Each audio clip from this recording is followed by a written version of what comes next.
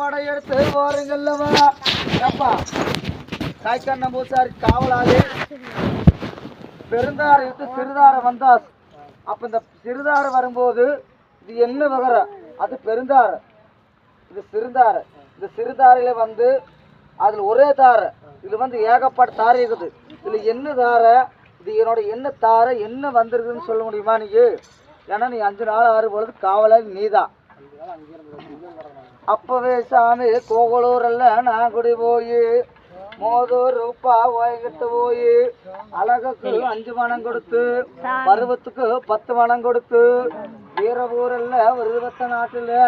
வீரதங்க வளர்த்து முட்டை பண்ணி வாங்கிட்டு வந்து மகராசி தண்ணி ஊற்றும் போது இந்த வட்ட மொல்லி கண்கள் 2